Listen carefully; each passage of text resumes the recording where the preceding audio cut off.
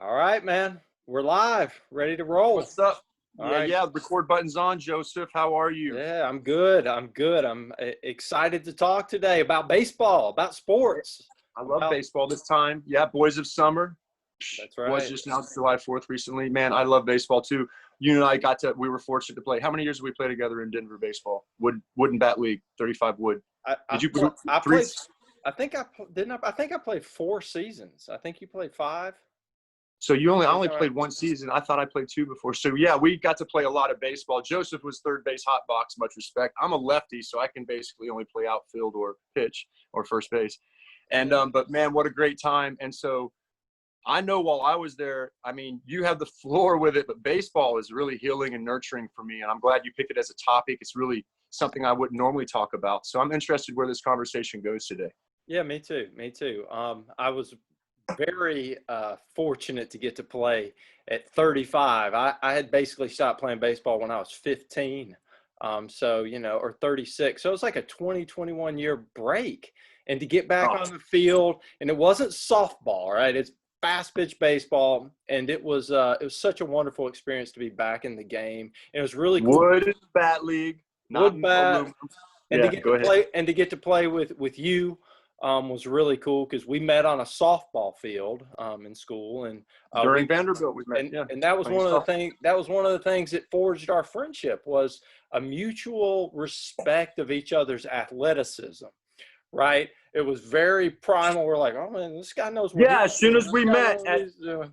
Vanderbilt Yeah. Rec Center, I remember I was like, and you played soccer a lot too, and I was like, this dude's got some speed and will. He can fly. He can run. You were playing outfield, and I did notice that, and we immediately had a rapport with that. What was it? An intramural co-ed softball team. Yeah. But Right. Right. yeah, that's one of the first times I remember meeting you, and then we met in class a few times. But I don't actually remember when I first met you. Do you remember what first class we was? It like Patu Burns's Formation of Christian No, History, or it was it was like it was Slade? on that field. It was on that field, I believe. Are you telling me that we had never even met at Vanderbilt I'm Divinity I'm I'm School? almost certain. I'm almost certain that's where we met, and we just started Hey, throwing the ball, dude.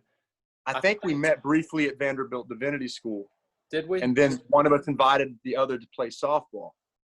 Okay, yeah. I don't really remember, but I definitely And I was remember. like, yeah, I definitely remember warming up with you that day, throwing the ball, and we're like, all right, this is cool. It's not just like a silly softball game. I was like, all right, because the competitor starts to come out, and it's not so much the competitor; it was the desire to want to play hard, and that's one thing that sports always taught me was play hard, play hard. When I was a kid, the very first team I ever played on, there was this Charlie Hustle Award, and dude, I was just about to say Charlie Hustle. I was waiting for you to stop talking. Charlie Hustle is everything for winning in baseball.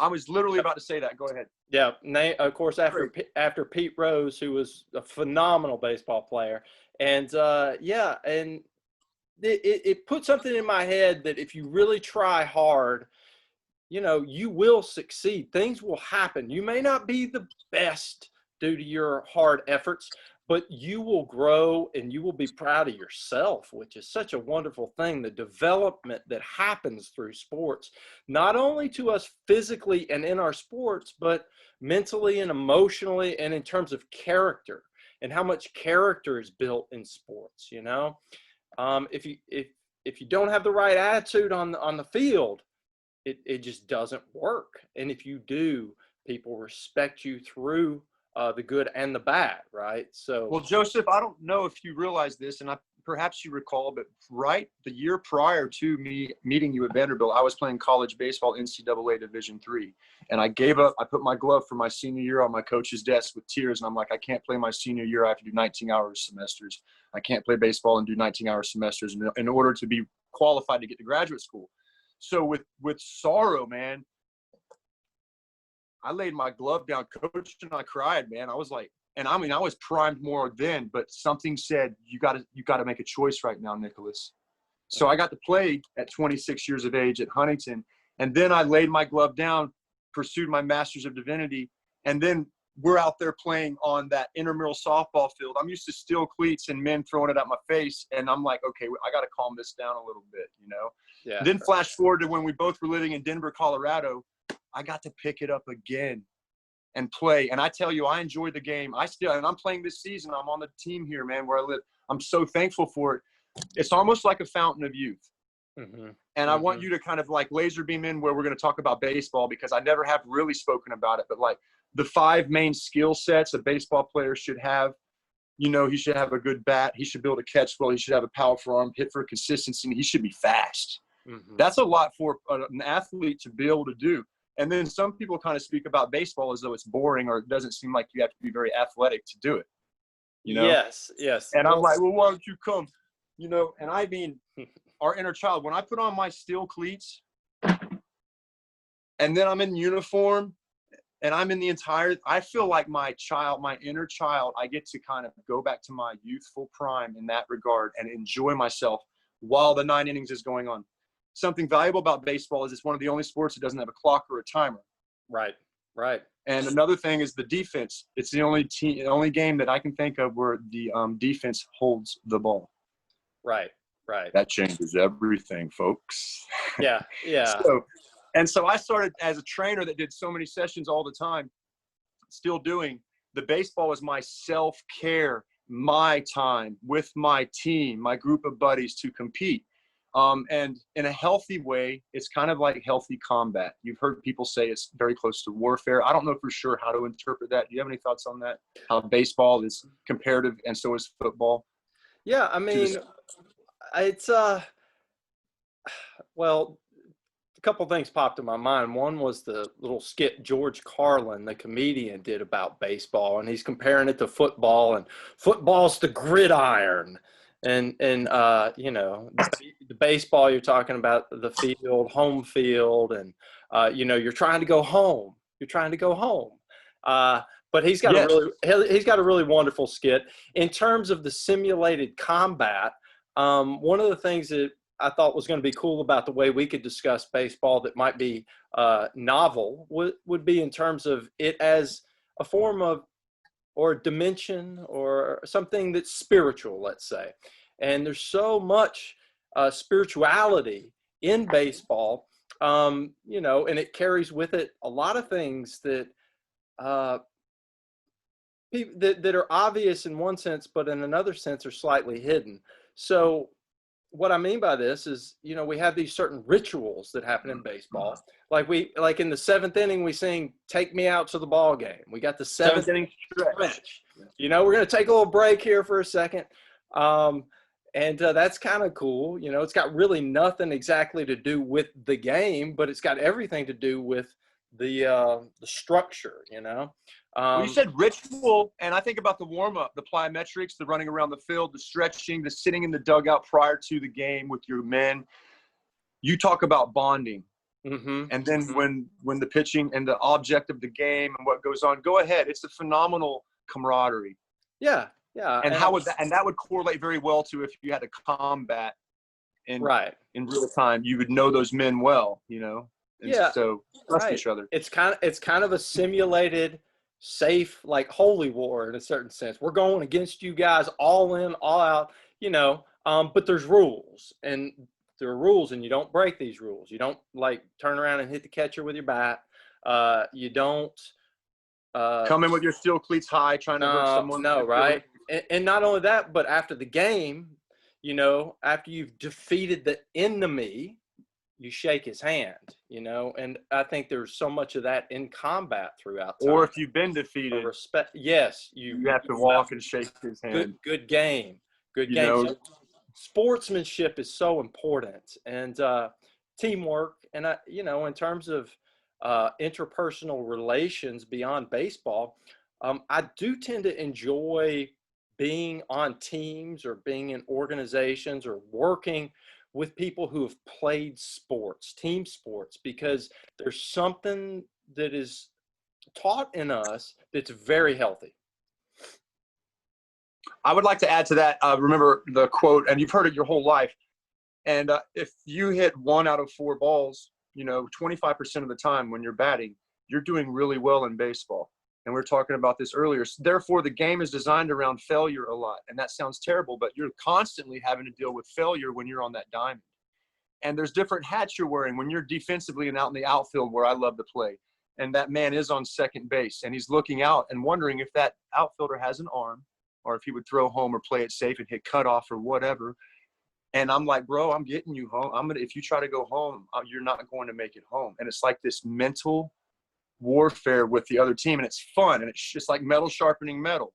Mm-hmm. Now, if I start talking from the outfield, that's much different than how the pitcher's seeing the game, or the first baseman, or your hot box third baseman.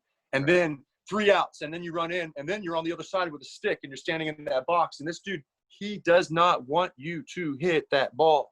Right. And you're sitting there, you know, and if you have how you portray yourself up there, you were talking about rules. For example, if an inside pitch comes, and baseball players know this, non-baseball players don't. We're using baseball because it's a sport we've enjoyed and played our whole life. Right. But if I get an inside pitch on my shins inside and the umpire goes straight, if I get my bat and draw a line where that ball went toward that umpire, what happens, Joey? Yeah, he throws you out of the game because it's because disrespect is not tolerated. There's no tolerance for disrespect. You just can't. And some people can't, some men especially, to speak about the testosterone on the male field, they can't help it when they get mad and lose it. I know. So temperament comes out.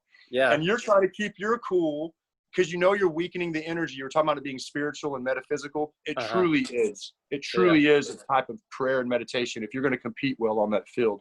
What do I mean by that? Some people say they can play in anger. Mm-hmm.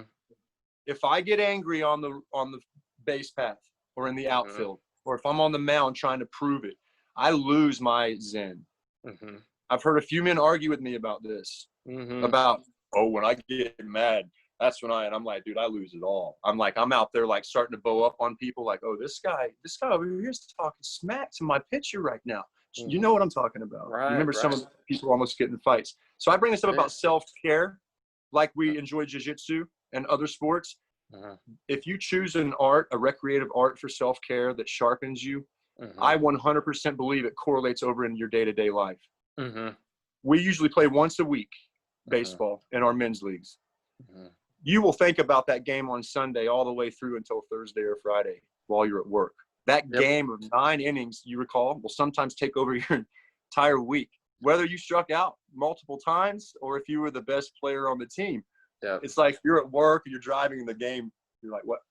And it's like it's sharpening something special. So in this talk today, we're encouraging what? We're encouraging people, especially now where we are, right now in 2020, pick up something you love to do from your youth. Exercise it as a self-care. See that it's a healthy need. Make that in conjunction with physical fitness and training. If you start doing training and fitness and you throw a sport in there with it, right, that combination between those two things will heal your body and keep you young. That's my opinion.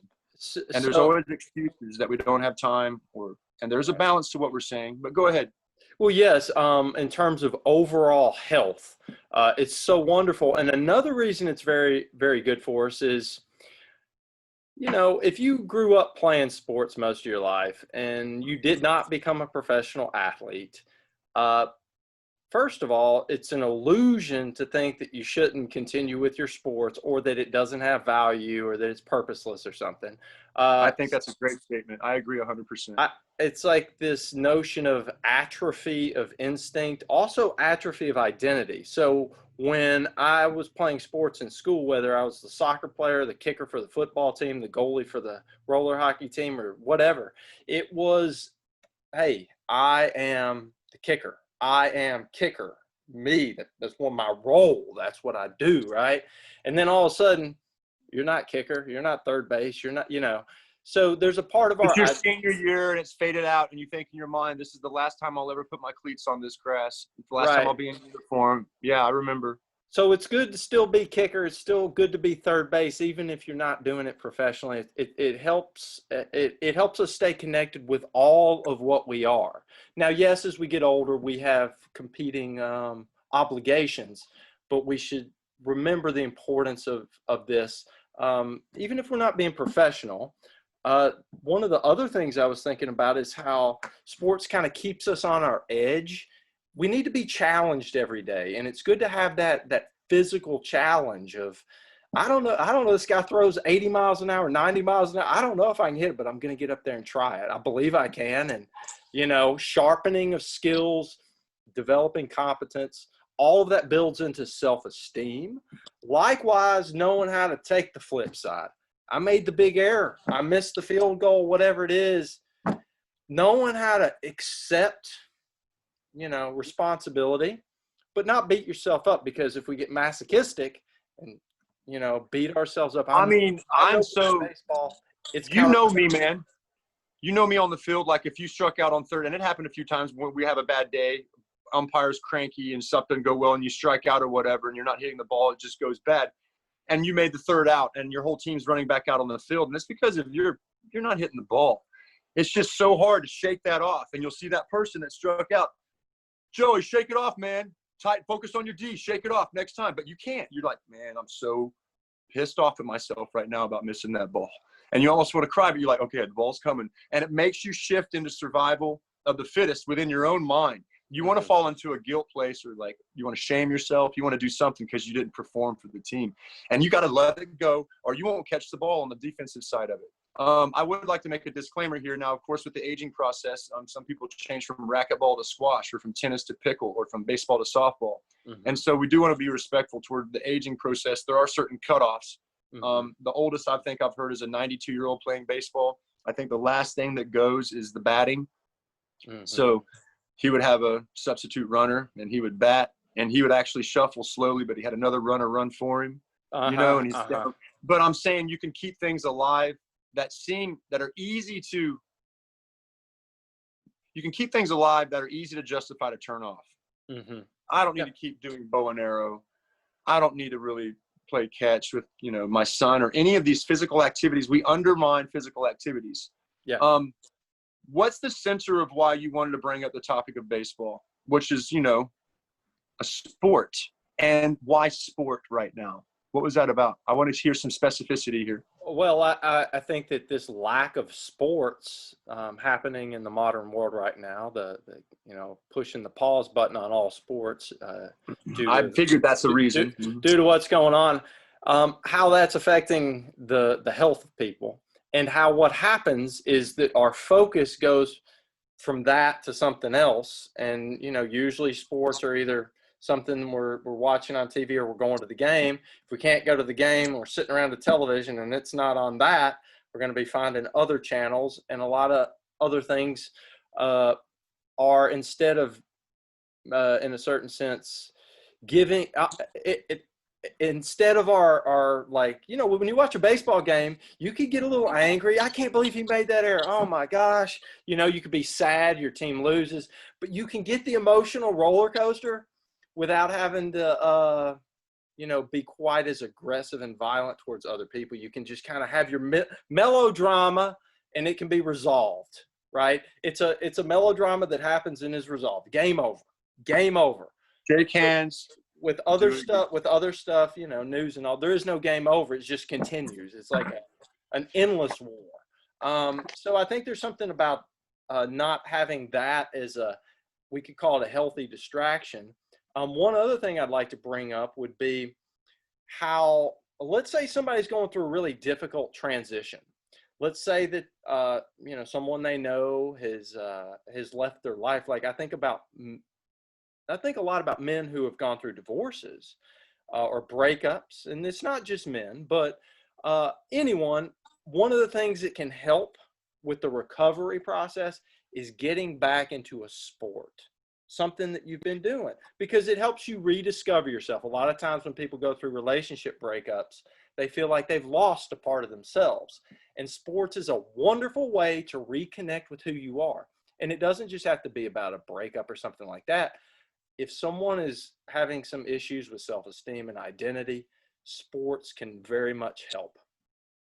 I agree 100%. And it teaches how to deal with competition and resistance and failure as well as victory. So it's really a sharpening of character. I'd like to bring up a few little side points. First of all, and some of this is a little intimate, I may be embarrassing myself a little bit, but like how I behave on the base path. Mm-hmm. If it's a close game and I'm on the base path, as I was taught in college, I can almost psychologically manipulate the pitcher to start throwing balls. I've talked to you about this before. If I get a lead that's supposed to be about 3 strides out, and I stretch her to 5, and that pitcher's looking at me stealing. The catcher's like, he's going. First base starts creeping toward first, and I'm pedaling and moaning a little bit like, I'm going. That pitcher is – and I know that sounds very manipulative. And I've ethically asked myself, is this right of me or not? And we'll win the game because, or that little thing I tell you about when I'm getting a lead and I'll throw my arm up high on second base as I'm getting a lead, and the pitcher sees me out of the corner of his eye right before, jump and leap a little bit. And I've asked coaches, like, is this right or wrong? They're like, did you win the game? I was like, I know, man, but I don't go in with cleats real high. There's some gray areas. There's some unspoken rules. Just like in life, there's some unspoken rules. You're not supposed to steal signs from the catcher while you're on second base and communicate it to the batter. In college baseball, people do it. But people do this to tell my batter that he's throwing off speed to you if I was on second base. And so there's all these nonverbal almost like a little secret society on the diamond, right? Yeah. And so I wanted to point to how each sport creates a certain character in people. If you hang out with a convention of basketball players, you hang out with a bunch of football players. If you're in the gym during a bunch of football players working out, or if you're in the gym when a bunch of tennis players are working out, there's quite a difference in the ambient and the energy of the weights and the barbells and the dumbbells.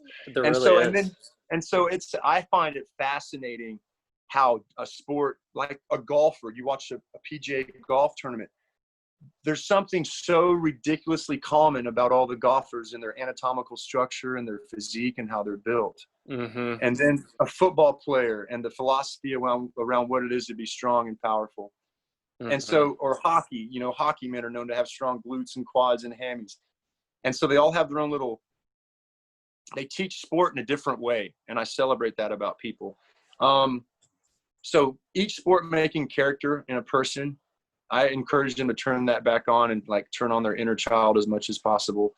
And the second thing I was going to say, as a trainer for so many years, 21 years now, for certain seasons of my career, I started giving everything to all my clients, 26 or 30 sessions a week. And I put myself on the back burner and I'd make myself secondary because I was getting work. I started feeling myself deteriorate, I can't. And spiritually, I prayed about this and I was like, what do I do? And the answer was I have to take care of myself as well. And that's why in Denver, I got back into baseball. And at first I was like, is this wrong of me? And then before I knew it, it was shaping me and strengthening me and bringing me back to my youth. Right. I saw that happen to you when you started on the baseball team with Coach Ez. Every season. Yep. Would you like to elaborate on that? Oh, totally. You were teaching yoga then in old folk homes and working at GenFit, right? Yeah. But when you started playing baseball, you changed gears, Joseph. Yes or no? I did. And, when I first started and you told me quite a few of these players were former college players. And semi-pro. And there was a guy that played double. I forget what his name was. He was one of the guys on. Oh, yeah. He actually played. I don't know if it was semi-pro or it was straight up pro in England. And there was another guy that that played second base. I believe he actually played double-A ball. And anyway, I was like, am I going to make this team? I hadn't played baseball in 20 years. I really don't know how to hit a curveball. That's people were starting to throw curveballs and my eyes hadn't quite adjusted to that. But anyway, okay, so then I make the team and then I'm playing, got a position. And then before I knew it, that natural effort came out of me and I was diving all over the place and people were like, hey, we're old men. I'm like, you're old man. I'm getting younger right now, And boom. That's what it felt like. It felt like reverse aging. And this is it. That's it. Thank you. But then also throughout the week, like you're talking about, the emotional posture. I know that I'm doing something really cool every weekend, and I made a good play this weekend, and it fuels you. So I definitely had some transformation that happened from that. I still have flashes of you on third base because I'm in center field and I can see you really well, angular. I remember you taking you were not letting the ball get by you. Some of the defensive moves you made, and it was cool too. And this is a great point here. Your yoga was coming out on your baseball field. Totally. Some of the catches you were making, I had guys like, I've never seen that in my life. How did he? Because you would like drop into a full hamstring stretch onto the grounds, and you would make the catch, and then you'd get up and make the throw to first base. And some of the catches I was lucky to make, I can still remember the movement of my body and how I blacked out for a moment and I landed and the ball was in my hand. Well, for any of you people watching, that catch that you made was the best catch I have ever seen in professional or amateur. That was like Willie Mays' catch, except it was more like Jim Edmonds' catch, for those of you that know him, diving behind him in center field, except you covered so much more ground than he did. And it was Jim Edmonds' catch, times two, really. I really wish I would have had a camera taped to my head as I was watching that, because it was. I remember looking back one more time and then leaping upward and outward and just kind of blindly leaping and going for it. And I landed so hard and weird in this twisty motion. That wasn't a nice looking landing, was it, bro? I mean, I came down kind of like, I don't even know what happened, but I saw that ball in my glove. Yeah, it's one of those things. Remembering the exact details is hard, but the overall impression was just like that was, and I want to get to the next thing I want to talk about was what from a spiritual perspective, like why people love ESPN and all these amazing plays. It's called there's this thing called a hierophany, and hierophany basically means to show the sacred, to see sacred. Right. And it's a sacred physical act. It's godly. It's like it's divine is maybe a better way. It's just like that is incredible. And it's one of those things when the player does something like that, they can't really take credit. They're like, they're just like, that's awesome. They know the power of the spirit moved through them, and they did it. And it's like, oh my gosh, I got to do that. That manifested through me. Right. I concur. I think sometimes, they talk about someone with a superhuman strength. If a child's under a car or something, the mother comes over and I believe in the moment on the field and that reactionary time. I've had a few experiences where it's like, I've almost felt like angels helped me with my dive. I normally would go like there and I would feel an extra lift and go further, like a next extra octane boost of power. And that's why that one catch hurt so bad, is because I was up high in the air and I landed weird. Normally I can't jump that high, but all you're worried about is that baseball. And you're in the moment. And in that, I feel like sports transcends time. Yeah. And so I go into, just like when I'm in the zone working out in the gym, right? That's a therapeutic response. Therapy means to rest upon. I'm resting upon myself in the gym and I'm doing me, right? For that 45 minutes to an hour, whatever I choose. Same thing with that sport. You're in for 9 innings. Let's see if it goes 3 hours. You got to get there early to warm up. Are you ready to do this? And the whole thing starts on into you. And we're applauding everyone right now to take that by the horns with whatever sport's intuitively flashing in your mind right now, and let your inner child come out. Give yourself permission to do it, and let it just take you wherever it takes you. Work with injuries and keep performing and competing. What do you want to say about this, Joseph? We're going around with it. Anything you focus your phobia on and your heart and your intentions will make you better when it comes to sports, in my opinion. And we have a lot of options. It helps to make working out more exciting and enjoyable. If you're just in the gym and not with a sport, it's kind of harder to maintain for a lot of people their activities.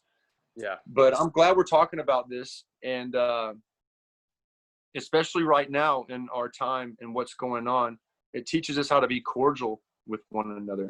And that's so important, man. It's so important. If I'm bringing back some of the spiritual things, yes, knowing how to treat your teammates, how to uplift them when they make mistakes, knowing how to own your spot, own your own errors. I made the error, guys. That's on me. It's on me. And it's hard, but it's way better than denial. I didn't. That was the umpire's fault. The field was messed up, and sometimes that's true. Sometimes that's true, but there's something mature about owning your errors. There's something mature about when you hit a home run, you're not running around saying nana nana boo boo and doing cartwheels, right? If you do that, you're going to get hit by the pitcher next time you get up. Another thing about the whole spiritual aspect of sports is that, a lot of family time. When you're watching sports, you're with your family. It's a wonderful thing. People do it on, Thanksgiving or lots of holidays, Memorial Day, 4th of July. So it's unifying in that manner. It connects the generations. One of the things I love the most, you see behind me all these autographed baseballs. I have tons of baseball cards. The history of the game. I love hearing about, these old guys and how it was back then. And It's changed so much. Yeah. and there's almost like a certain saint class, if you think about it, within the game. There's certain people that Babe Ruth and the Mickey Mantles, like the they're 1940s and before, the 50s, 40s and before. You're kind of saying Ted Williams. Yep. And then some of them are, there's the Hall of Famers. Those are like these guys that are just achieved this level of excellence. And then there's also these really good people that do something beyond the game. They're humanitarians. They use their platform to love people and do wonderful things. They say Babe Ruth loved kids. He took care of kids because he grew up as an orphan.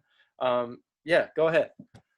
Well, I'm trying to hold on to two different thoughts. And the one that's coming to the surface the most is the difference between being an athlete in baseball uniform on the diamond playing and competing versus being a person in the stands observing the game. Right. And only until recently, and you know this about me, I'd much rather be competing and playing than it's actually almost hard for me to sit through 9 innings of ball. I'm like, man, that dude is he's not even jogging to his position. Give me my cleats. I'll go run out there for him. I almost can't stand it if I know how to Charlie hustle and I see laziness in a semi-pro game or pro game. But I'm bringing up the point of the distinction between people that watch the sports and observe it and how that works. And that's a huge thing. Right. And I'm not as savvy to that, but I'm glad it's there versus the people on the field competing. Yes. And those are two different realities. Yeah. Right. Right. If you go to a baseball game to a group of people that's all they do and they've never set foot on the diamond, they kind of see the whole reality and the culture a little differently. There's a little miniature culture within another culture. And I just wanted to point that out. And a lot of people, maybe they enjoy the pastime experience of it. And recently, like I said, I've only begun to enjoy the game, watching it just recently more and not just having to play. And of course, that's probably me maturing and seeing all the subtleties of the game and everything going on, as well as the fellowship on how the baseball game is set up. That's right. So that's something magical. I wanted to point that out. Yeah. Another thing I thought about was how your coach is kind of like especially if your coach was a great baseball player, he's like your guru. There's a guru kind of process here, right? Because a lot of the professional managers were former players. So, they have that respect from the players. They're like, this guy knows what he's talking about. He played the game for a long, long time. So that's me adding one more dimension of that spiritual thing, because I've thought about this quite a bit. I did a paper on it in divinity school. So I love to play the game. I love to watch the game. I love to think about the game.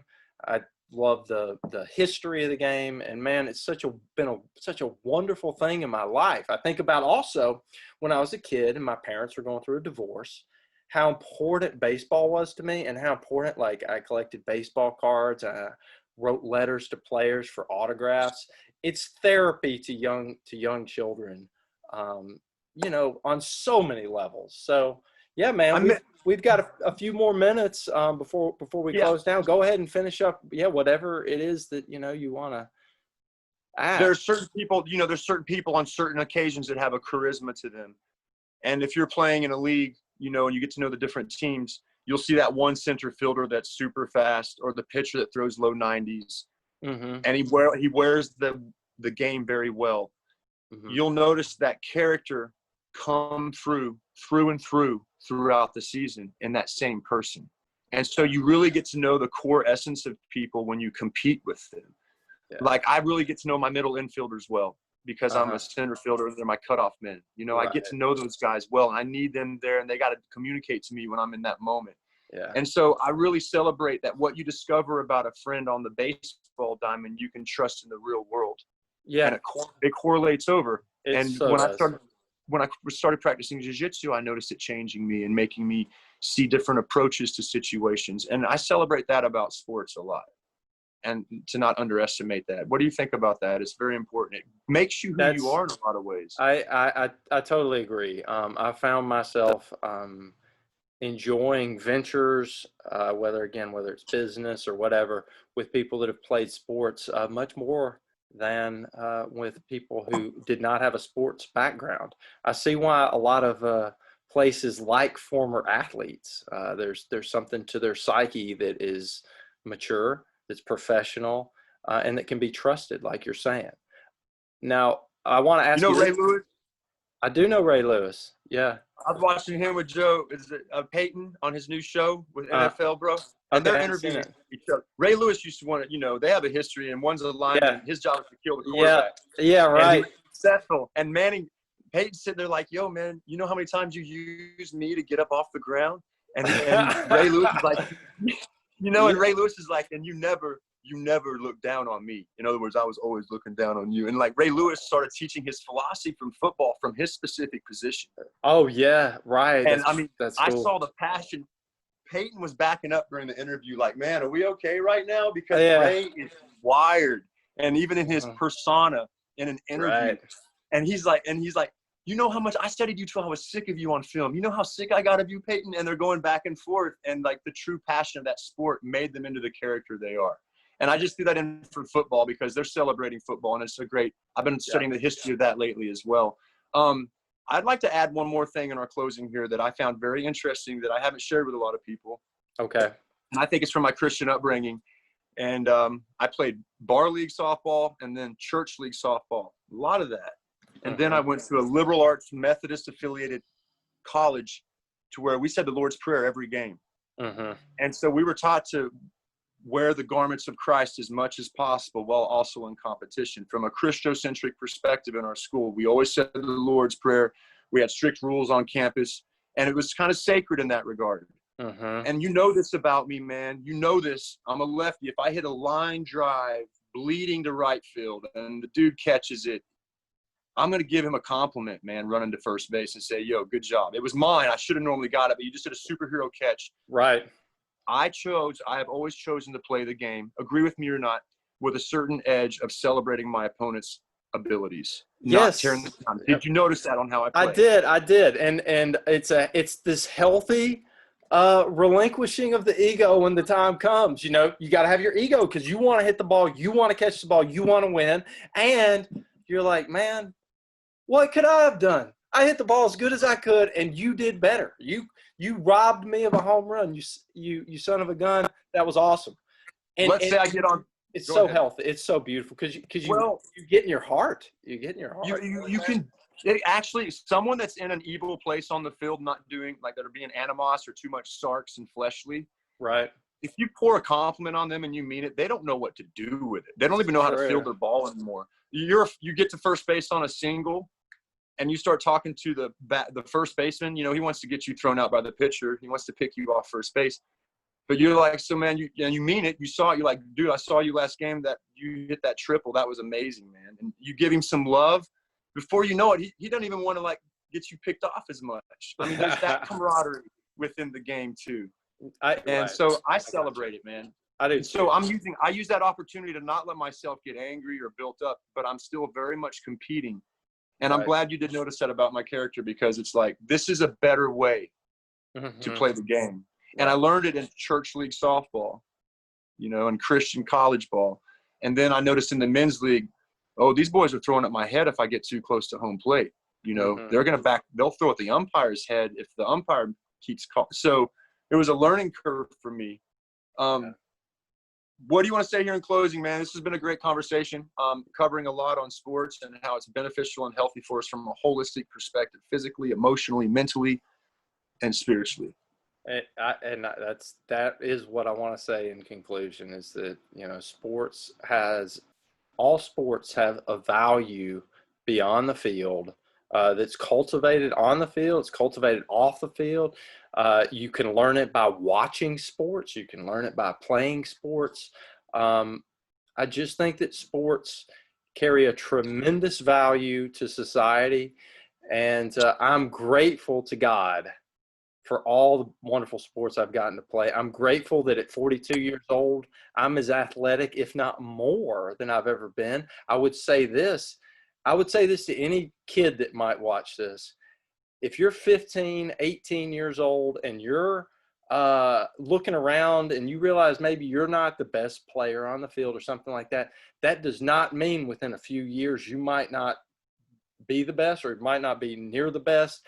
And that as you get a little bit older too, your physical development changes. When I started lifting weights, everything changed, got much better. Don't give up too soon on your dream. I played sports with a guy that ended up playing Major League Baseball. And he was not one of the even top 10 athletes that I remember in school, but he ended up being the one that played professional baseball for a long time. So be careful about comparison, especially too early. That can take away some incentive to continue to work hard. When you work hard, it'll translate to other areas in life. I say that part of the reason I was really good in academia was because of what I was taught in sports. So, hey, that's a very beautiful point.